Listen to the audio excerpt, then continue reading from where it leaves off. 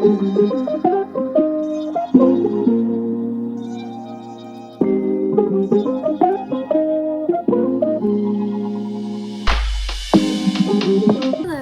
it's Julia.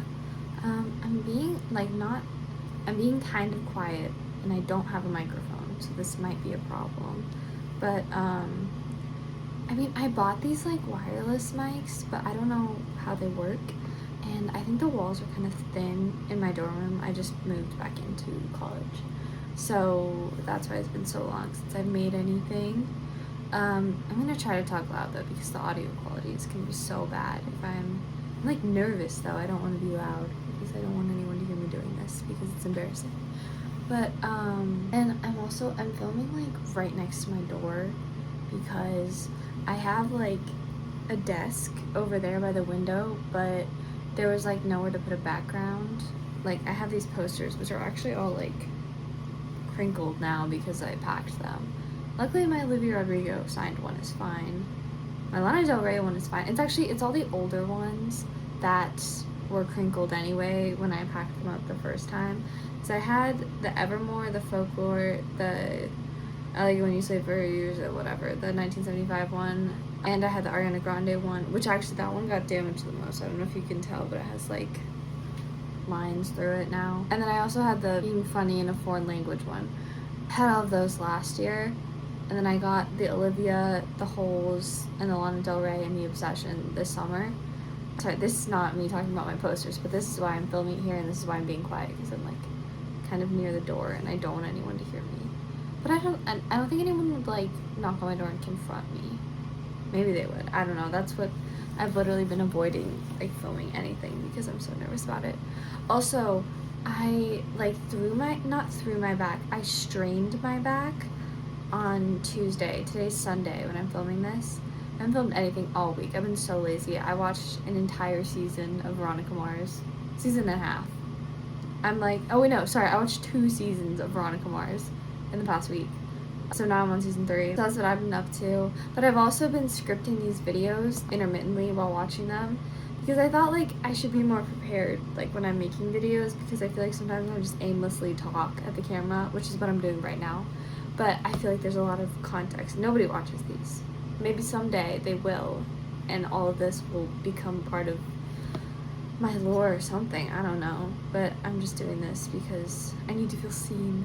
Anyways, so that's why I'm filming right here. That's why I'm being kind of quiet, I guess. I don't know. I mean, I should be louder. But I feel like I've reached a comfortable talking volume that nobody will confront me for. So yeah, I strained my back, and so I've been icing and taking Advil, and I got a heating pad yesterday, so now I've been doing that. Actually, I was stretching a lot in the first few days of my back strain, and it hurts so much. It still really, really hurts. And I was like sleeping in a new bed, like the dorm bed I don't think is as good for my back, and I had like a weird comforter situation, but now that all of that is fixed, maybe I'll show it to you. I don't know. Maybe I'll film in my bed. Maybe I'll get a background, because I love the way that my bed is set up. It's like to the side, and I could put posters behind the bed and then just like film in my bed. But I also don't like to stay in bed when I don't have to. I don't know. Anyways, so I strained my back, and that has been controlling a lot of the decisions I've made over the past few days, and my watching an entire season of Veronica Mars. And literally all I did yesterday was watch Veronica Mars and finish scripting these little things. So I made a video about folklore already, and it's kind of along the same lines as the scripts that I made for it. So I don't think I'm actually gonna end up filming the folklore video that I spent like such a long time scripting. Maybe I will, I don't know. So I thought I'd make a little series where I do the 6 albums so far of the 2020s, because it's 2026. And so the ones that I picked were Folklore, but I don't know if I'm gonna make a video about that because I already have a video about Folklore. My first video that I ever made. It was like, it's titled Happy Birthday Folklore, but I'm gonna try to change it to top 6 albums so far of the 2020s. But the next one that I picked is Punisher by Phoebe Bridgers. So she's been in the news a lot lately because she just put out her album last weekend. And the thing about me is that when an artist puts out a new album, it makes me get into their old stuff more so than their newer release. So I've really been getting into Punisher these past few weeks, and I've always liked Kyoto. I always knew Kyoto and I liked Kyoto, but I didn't really know any other songs from Punisher, and I'm like, I don't think Phoebe Bridgers is an artist like that I listen to albums of, you know, because a lot of her songs sound the same, but Punisher is like a real body of work. So yeah, it was not something that I thought was like a front to back listen, but it has really become one, and I did order a Punisher poster, which we'll be getting here in I think the next 2 weeks, because it takes really long for stuff from Redbubble to get here for some reason. So Punisher, I love the album cover. I think it's actually one of my favorite album covers ever. I don't know if I like the original cover, like the red and the blue one, or the Copycat Killer one where she's like in a desert. She looks like she's in wherever the Being Funny in a Foreign Language cover was shot. That's where she looks like she is. And I read an interview with her photographer, and I think he said they did it on like a road trip. Her photographer makes music too, and I think he's Swedish or something. I don't know. But he also did Lost Weekend, which I think is kind of a flop cover, if you ask me. I like the one where she has her hands in the water and she's like looking up, but I don't like the glitchy space thing that is the real album cover. So yeah, Phoebe's been on the mind a lot. She took a long break after the whole Boy Genius Eras Tour situation, getting with Bo Burnham situation, personal life situation. She's just, if you really think about it, she was so busy. From 2016, she was going on tours, opening for Julian Baker and opening for, I don't know if she ever opened for Lucy Dacus, but I think Lucy Dacus might have opened for her. Anyways, so she was with the boys, the Boy Genius Boys. And then in 2017, she put out her album. I'm assuming she went on some sort of tour for Stranger in the Alps. The Alps tour. Phoebe Bridgers. Maybe she did. Maybe she didn't. Yeah, she went on a tour from late 2017 to 2018. She had opened for Julian Baker and Connor Oberst before. So I don't really know anything about Connor Oberst, but he just did an interview with Popcast, like just him. And I thought it was really interesting. I like him, and I really like his voice with Phoebe. I've really also been getting into the Better Oblivion Community Center album. I really like Dylan Thomas, I Didn't Know What I Was In For, Exception to the Rule, and My City. Those are the ones I really like right now. Maybe I'll get into it as like a fuller body of work later, but I've really been streaming a lot. It takes a lot for me to get into an album, like as a front to back listen. I have to be like invested in the artist. They have to be doing something right now that maybe I'm not as interested in. I think that's what it is. It's like an artist and a person that I'm interested in. Like I'll watch interviews of them. They're releasing something that maybe I'm not fully sold on yet, and so I get into their older work because I like them as people. I think that's what convinced me to like take a record front to back seriously. It's like I have to be invested in the person as an artist and their vision. So yeah, she was really busy in 2017, 2018. She put out the Boy Genius EP, and then 2019 she put out the Better Living Community Center record with Connor Oberst, and then 2020 she put out Punisher. 2021 she put out, what did she do? She put out, I don't know, did she go on a tour for Punisher? Oh yes, she did. Although the pandemic delayed live performances, she embarked on an extensive run of shows in 2021, followed by major European international dates known as the Reunion Tour. That's interesting. I wonder how many shows. Oh, she did 106 shows from 2021 to 2023. Oh, that's crazy. 106 shows. Began in St. Louis, Missouri, and concluded in Tennessee. Okay, so that girl's been working. And she also she produces record for her friend Christian Lee Hutchin. I don't know if it's Hutchinson or Hutchison, but he's my Hawk's husband, so I'm just gonna call him Mr. Hawk. I think he plays the guitar and the drums. I don't know what instruments he plays, but he works with Phoebe a lot. So she produced a record for him, I think, 2024, 2025, and she was really busy 2021 to 2023. And then she had some personal stuff happen in 2023 as well.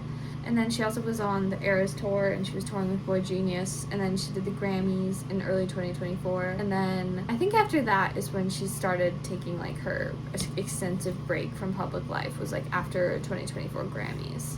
I think all of the Boy Genius people did. I think Julian took a break too. But Lucy put out her own record. So she was really busy from 2020 to early 2024. And she had put out a record 2017, 2018, 2019. Well, I don't know if the Boy Genius EP is considered a record, but it's a body of music, so I'm going to count it as that. 2019, she put out Better Oblivion Community Center. 2020, she put out her own record. 2021, she put out that single. It's like the Bo Burnham cover of That Funny Feeling. She put out Sidelines in 2022. That is weird to think about because she was just touring so much. She wasn't really putting out music in 2021 and 2022. And then 2023, the Boy Genius stuff happened. So she was really, really busy, working a lot. Also, I have a guitar and I don't know how to play it. I don't know how to tune it. I don't know how to do anything. I really want to figure it out because I've had it for like 3 months and I just stare at it all the time and I just lose the motivation and I don't know what to do. I'm just convinced something's gonna come over me one day and I'm gonna do it. I sat down last night and I tried to learn how to tune it with like an app on my phone and I don't think I'm doing it right. So like what if I learn and it's just I'm learning on an app-tuned guitar and it just sounds terrible. But anyways, mad respect to anyone who knows how to play guitar. So back to Punisher. I think it is her best record, and I think it will, unless she like starts consistently putting out records more. I think it's definitely her definitive and her best record as like a full body of work. It's not that long of a record. I think it's like 40 minutes. I think it's like 40 minutes long. Because she has one really long song, but I think most of the songs, actually, I don't know. Okay, so most of them are like 3.5 to 4 minutes. So I guess that is a longer song, because most songs these days are like, I swear they're like 2.5 minutes, maybe 3 minutes. So yeah, Punisher is 40 minutes and 37 seconds. So Punisher actually came out before Folklore. I didn't know that. So I thought they both came out in like late July 2020. I always thought they came out in the same week for some reason. I always wonder if like her album cover inspired the Folklore album cover, because they're both nature and then the person is on, like Phoebe's on the cover and Taylor's on the cover, but they're both kind of in the background, on the sidelines, if you will. And they're kind of hard to make out. Well, I think Phoebe's a little bit more prominent because she's like in the center of the photo and Taylor's kind of angled off to the side by a tree. So yeah, I do wonder if Phoebe inspired Taylor for that album cover. I like the Punisher album cover a lot more than the Folklore cover. I don't like the sepia gray. It looks so crinkled when you see it like this. From far away it doesn't look that bad, but like since you can see it up close, the Folklore one looks really, really bad. So yeah, I think Phoebe inspired Taylor with her album cover, and I like Phoebe's album cover more. Okay, so back to Miss Phoebe. She's from a suburb of LA called Pasadena. I think that's actually where Conan O'Brien lives. I think it's like a more naturey suburb. I don't know, I've never been there. Her mom she was a real estate agent while Phoebe was growing up, and now she's a stand-up comedian, which I think is so funny. Actually, if you watch Phoebe's Chicken Shop date, she talks about some of her mom's comedy, so maybe check that out. Her dad worked in movie construction, and I'm not sure if this is real because like he wasn't a public figure and he didn't give interviews, but it said online that he worked on Iron Man, Mission Impossible, and The Help with Emma Stone and Octavia Spencer and Viola Davis. And he also worked on Pirates of the Caribbean, Mission Impossible. I think I said Mission Impossible. So if he did do all those movies, that's very cool. I always think construction people should get paid way more because that's actual physical manual labor that you like need to know how to do. And all these like suits and private equity guys, like they would have no idea what to do. So all they know how to do is move money around. But Phoebe actually has like a strained and complicated relationship with her dad, which is actually covered on Kyoto on the Punisher record, and she talks about it a bit more on her new album Last Weekend in her song Still Standing, which is really, really moving if you listen to that. I think the way that she talks about him is so like raw and beautiful and real, and that voicemail from him on Last Weekend where he's being a rock star takes up a lot of your like that moves me in such a way. Her mom supported her music career by driving her to late night gigs, kind of like how Charlie XCX's parents used to take her to raves. So if you want your kid to make it in music, take them to semi-illegal music situations and wait outside in the car so that they're safe. Anyways, oh, and Phoebe also said that she had to take piano lessons when she was little and she hated it, and so she thought it was like her mom's master plan to get her to hate piano so that she would rebel by learning how to play guitar, which I thought was funny. It's like reverse psychology. Now she's a guitar girly. So Phoebe was in the LA music scene for a while, and she was in a band called Sloppy Jane, which I think is still active, and they have like a lot more members now. Her friend Haley, her name was like Haley, I don't know. She had like a name that rhymed. I didn't know if that was a stage name, but I think her friend Haley is like still the head of the band, and she caught the attention of Mandy Moore's ex-husband, who helped her get a 7-inch vinyl of a song that he ended up putting out because he had like a record label or something. I don't want to talk about him because he's evil and he hurt Phoebe. But anyways, out of that whole situation, she met Connor Oberst of the band Bright Eyes, who I don't really know much about. I think they kind of make music a little bit like Snow Patrol, but more like in a 1975 kind of way, kind of political, and they also rock out.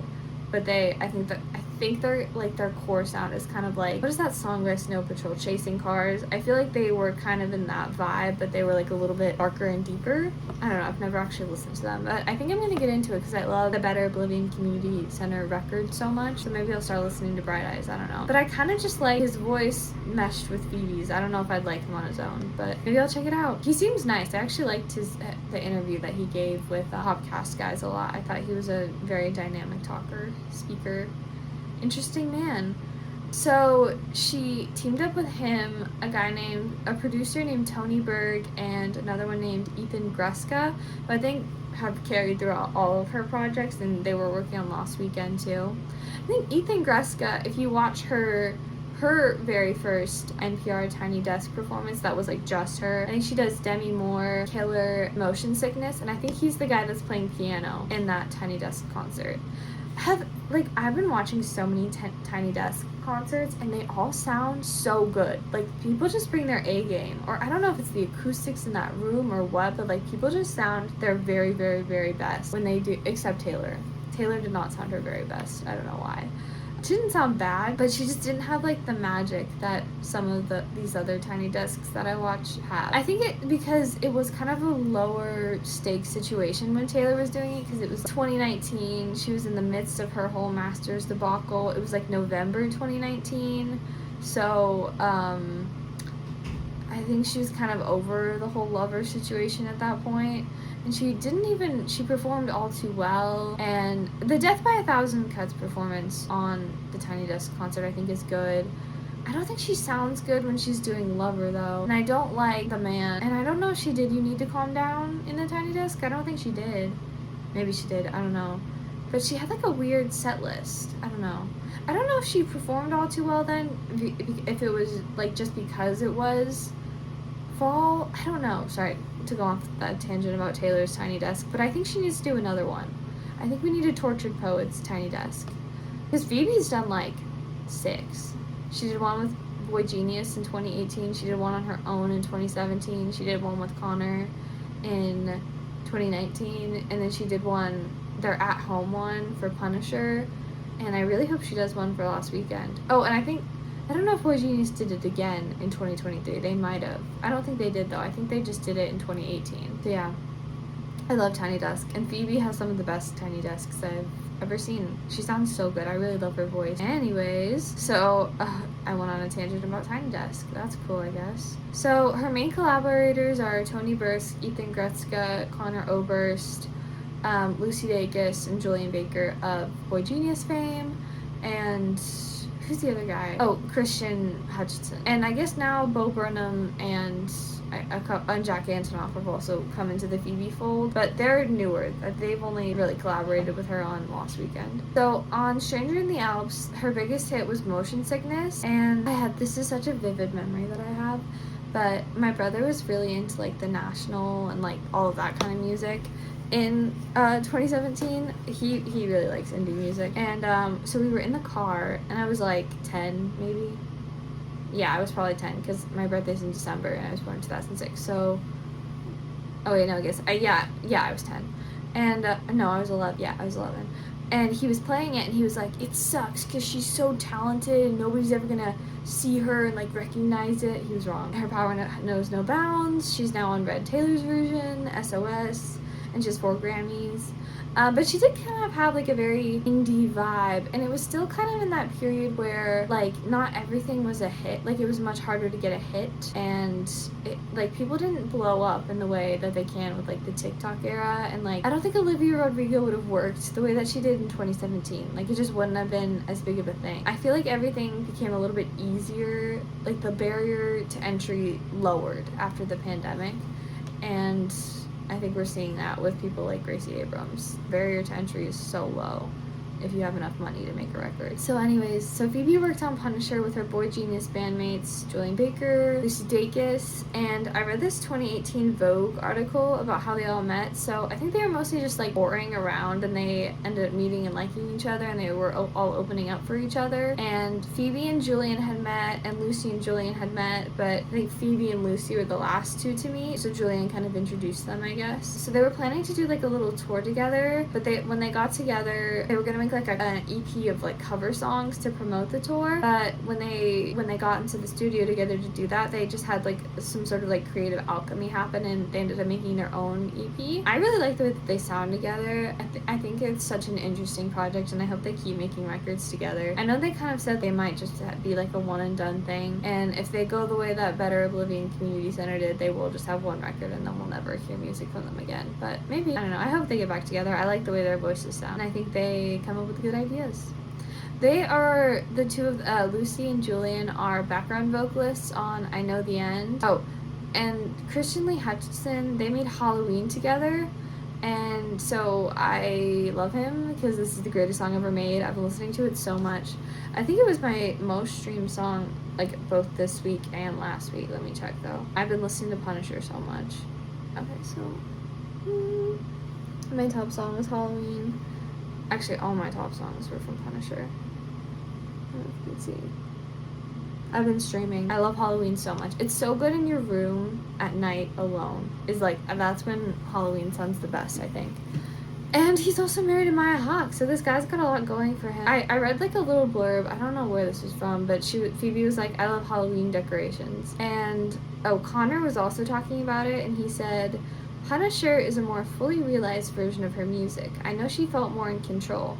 She wasn't having as many arguments with producers and collaborators.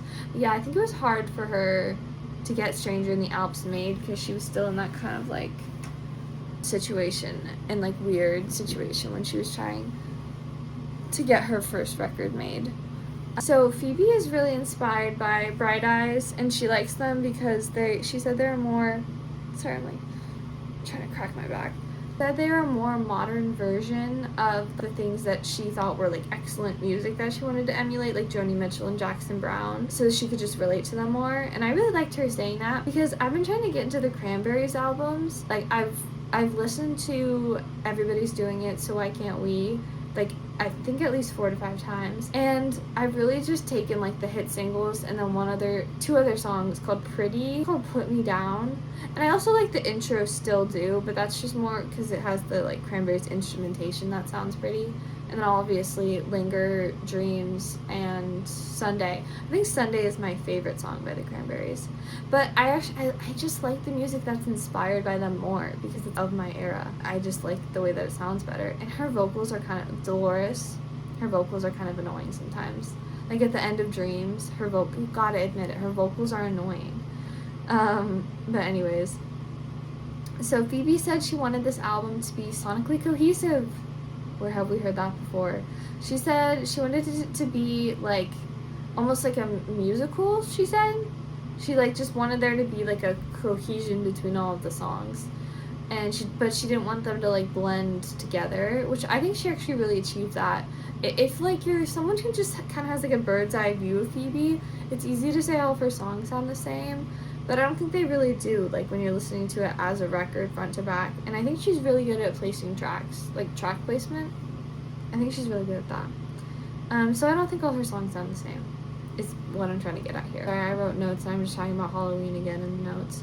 Oh, I think I Know the End is objectively the best song on the album. And it's kind of like a funny song. It's kind of like Love It If We Made It or All Eyes on Me from Inside, the Bo Burnham comedy album. Like, it's like one of those existential, angsty songs, but not in like a like kind of preachy way, and they're kind of funny, and but they're also timeless. I feel like I Know the End is like part of that trilogy of songs that I just listed. Oh, I'm also from Texas, so I get a shout out in the song, and my parents lived in Germany, so I get another shout out in the first line of the song. So, you know, thank you, Phoebe, for that. I feel seen. I think Kyoto is like the all-time most streamed song for me from the album, just because it's upbeat and I knew it before I got into the record as a whole. I think it was a single, I'm not really sure, and it was nominated for 3 Grammys. I don't think it won any though, but it was good. I should have won a Grammy. Also, Garden Song, grown on me a lot. Yeah. Okay, so now I'm just gonna get into the track. So, DVD Menu, it's just like an instrumental introduction to the album, and on the Wikipedia page, it's supposed to sound like a DVD player when you like start it up, I think. I always skip it though, so I don't really even know what the song sounds like. Like, I couldn't even think of it if I tried. But I like intros. Honestly, my favorite intro is probably the one from Eternal Sunshine. I really, really like that. Oh, Garden Song. Okay, Garden Song is the first, like, real song on the Punisher track list. It was the lead single, and in a February 2020 interview, she said the song was inspired by recurring nightmares she had on tour, including a movie screen turning into a tidal wave, and then she's in a dorm room. In my most recent dream, I was with the girl from Obsession, Indy Navarrete, and she was upside down, and there was like a staircase that was upside down, and there was like there was like kind of like a cafeteria door situation, and there was a bunch of kids locked behind it, and then there was like cubbies behind them, and something bad happened. I don't want to get into it, but that was my last dream. And oh, fun fact, the deeper vocalist on this song is her tour manager, and she liked his voice, so she wanted him to sing on the song. I love the way that she's able to like get a group of friends together and then she just like makes projects. I think that's so cool. She actually performed the song for the first time in her February 2019 tour when she was in Japan. So the song was done for like over a year and a half before she actually put the record out, and I think a year before she put the song out on streaming.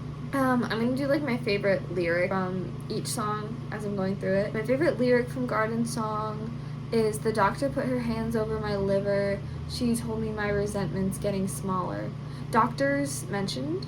I'm a pre-med student, so I got another shout out. Phoebe's just like talking to me. But I really like that line. It's like my back hurts, so I've been like cracking it a lot, and I like the imagery of it. She probably didn't say my resentment's growing smaller. She probably said like whatever was wrong with her liver was getting smaller, but I think it's a very poetic way to say, you know, because the liver kind of like detoxifies things. I don't know. Maybe she's like just getting in a healthier place in her body in general, and so something's getting smaller, and she's comparing that to resentment, because her resentment going away means like she herself is feeling healthier in her body, which I think is really beautiful. Kyoto is the next song on the album.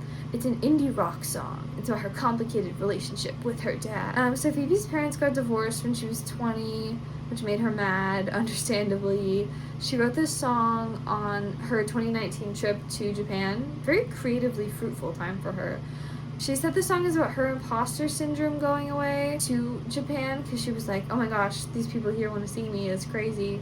She kind of felt like she was living somebody else's life, and I think it's crazy if stuff like that actually happens to you. It's like probably such an out-of-body experience. I think that's really cool that she was open and honest about that. She wrote this song as a slow ballad, but her producer Tony Berg suggested that they speed it up. I'm glad that they sped it up. My favorite lyric is, "I'm gonna kill you if you don't beat me to it." I just love the way that she sings it and the beat. I also love the payphone line, because I just like the way she says it, kind of rushed, and it sounds really, really good. I like it a lot. The next song is Punisher, which is an ode to Mr. Elliott Smith, who I've also been getting into, and my favorite lyric from him is probably, people that you've been before that you don't want around anymore. It's like kind of simple, but just the way he says it, yeah, like I don't want the past versions of me around anymore. Like I just want to be who I am right now. And the way he says it, it's so sad. It's like you can't escape past versions of yourself.